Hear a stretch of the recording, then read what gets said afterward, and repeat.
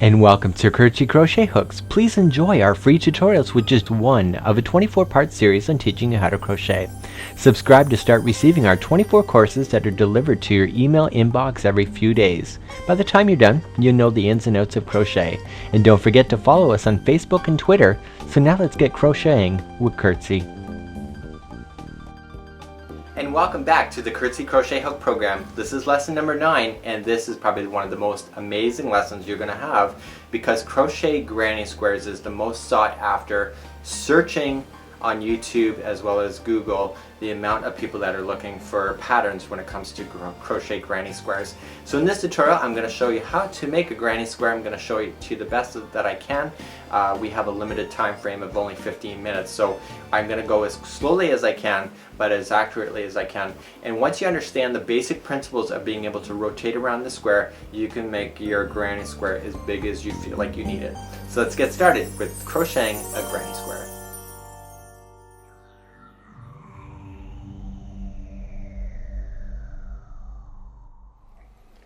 In today's tutorial we're going to learn how to make a granny square, and this we're using the Bernat Premium yarn line. This is brand new as of fall of 2011 to be available, and when we look at the directions at the back, we're actually supposed to use a size 5.5 millimeter crochet hook.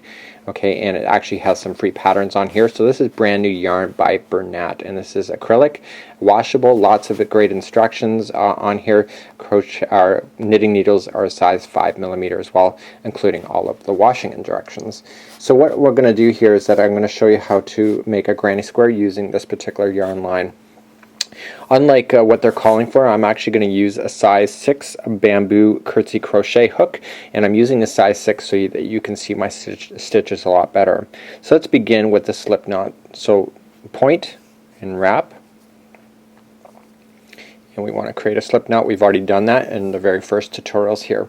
We now want to chain 4. So this does not count as 1. So 1, 2, 3, and 4. We want to attach this stitch to this stitch, and all I want to do is I want to just stick in my crochet hook to the very first stitch we did, pull down to form a U shape, and then grabbing the material, which is coming from our hand, and pulling it through, and we just now have yourself a complete circle. So this is the very starting of the granny square.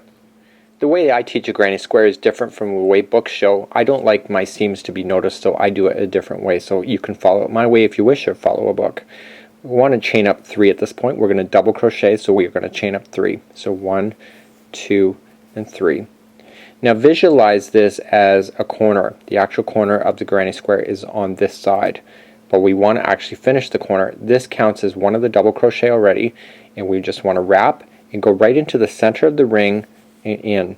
This is our loose end, and like we did with the changing colors, we just want to lay it on top of the line, pulling it through, pull through 2 and 2. So wrap, going into the center, making sure this is going to lay down on top of the line, and pulling it through and through. This material is extremely soft, by the way. Chaining 2, now we're going to do one corner, so 1 and 2, and every time we do a corner we always chain 2. So let's wrap and go back into the center again, and laying down the loose end on top. And we want to continue to lay down that loose end until there is no more loose end, and if it's really long then you can just trim it after you got halfway through a round if you wish. And that's something you can do afterward as well. So now we're on a corner again, so let's chain 2, 1 and 2, going back into the center again for 3 more times. Pull through 2 and 2. So we're just double crocheting. So hopefully by now you understand how to double crochet, so this is not new for you. And now you can see one side, another side, another side, so we just got one more to go. Chaining 2, 1 and 2, and we want to come back into the center again 3 more times. So 1, 2. You know, this price tag doesn't seem to want to go away. We've had that in the last tutorial too. So there we go, and chaining 2, so 1 and 2, and we want to attach this to there. So what we just have to do is look up and attach it to the top. Okay, this is the starting of where we started. Okay, this is the starting of the top. We actually started down here, but this is the top part of that, and we want to attach it. So there's one corner, another corner, that corner, and this corner. So this is the very center. So let me show you what to do next.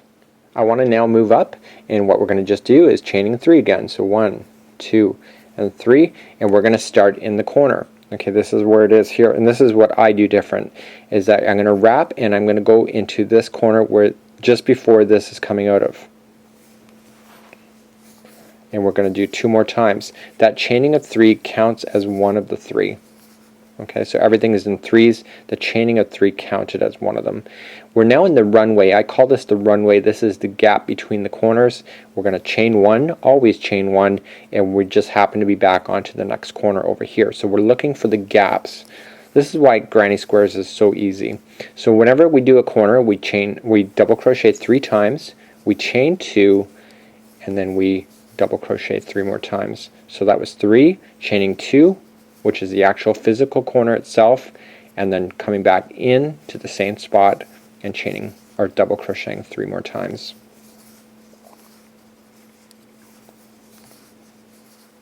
Okay, so now we're on the runway then, because we're in between, and this is the next corner over here. So we chain 1, we always chain 1, and we're just going to come over here. So I call it the 3-2-3 configuration.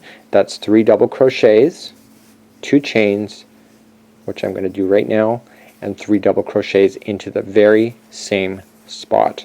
This is what happens when you do every corner. Okay, we're now on the runway, so chaining 1, and we're coming back into the next corner. So that's the 3-2-3 again. 3 double crochets, 2 chain, 3 double crochets, same spot.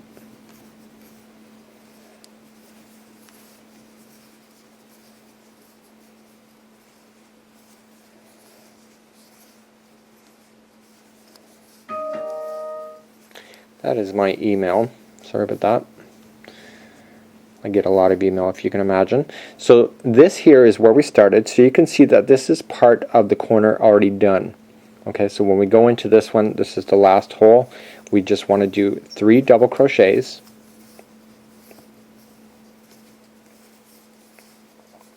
chaining 2, 1, 2, and we want to attach it to the top of where we were starting. Okay, so there you can see your square is done. So let's go up 1 more level, and every time I'm showing you what to do here, this is exact same, and you can go as big or small as you want to go. We're going to work our way up 1 more level here, so let's chaining up 3, 1, 2, and 3, and doing like what we did already before, is that we just want to come in, and we want to put 2 double crochets in, because that chaining of 3 counted as 1. We're now in the runway here, and we just, every time we're in the runway, we just chain 1 in between each of the groups of the 3. We come into the very next gap underneath, okay, and we double crochet 3 more times. So this is in between the corners. Okay, and the next one is our corner. So we chain 1 because we're considered in the runway, and then we begin our 3-2-3 configuration on the corner. So 3 double crochets, 2 chain, 3 double crochet every time within a corner. And it's the right combination to make a 90-degree turn. Some things, if you don't ever do it right on a corner, you end up with buckling, and you'll end up with the center sticking out, or the shape actually looking like a bowl instead of being flat. We're now in the runway again, chaining 1. We're looking for the next one down. Okay, we're going to do 3 double crochets in, chaining 1. We're on the next corner already. 3-2-3 again, configuration. I'm all about memory hooks when it comes to this stuff, because it just helps you to remember everything without having to turn on a video camera or your internet all the time in order to remember. So I'm doing my 3-2-3 right now. I'm now on the runway again. This is the space between the corners. Chaining 1, looking for the next gap. We put in 3 in there. So some people argue instead of chaining 1 between each of the spaces they can chain 2. You can certainly do that, but it will make your square a little more looser. I don't think it's as desirable. It doesn't make it as tight looking, and I think because there's already gaps going on, if you make it too loose, it just is not good. We're actually on a corner right now. I didn't tell you that. We're in the 3-2-3 configuration. You can it's clearly obvious at this point where the corners are.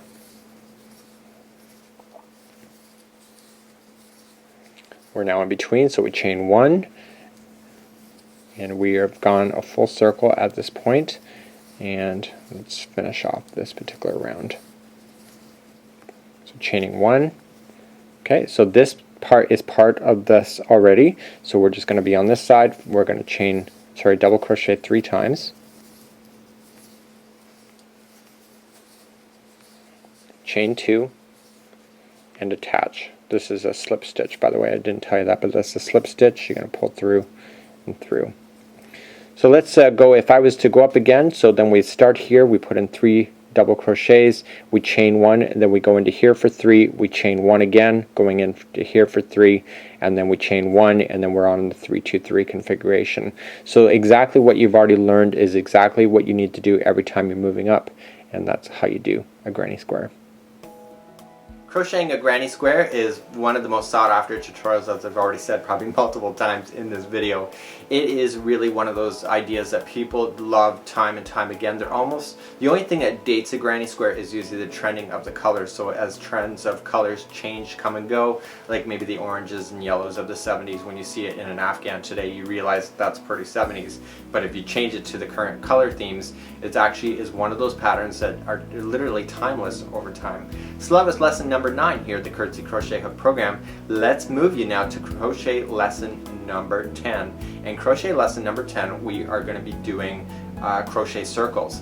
These are really interesting because a lot of people love to do circles when it comes to doing their doilies, and I'm going to show you a ratio and being able to understand on how to go around a circle in order to keep the circle from actually folding up like a bowl. So let's schedule you for lesson number 10 of the Curtzy Crochet Hook program, and until next time, I'm your host, Mikey.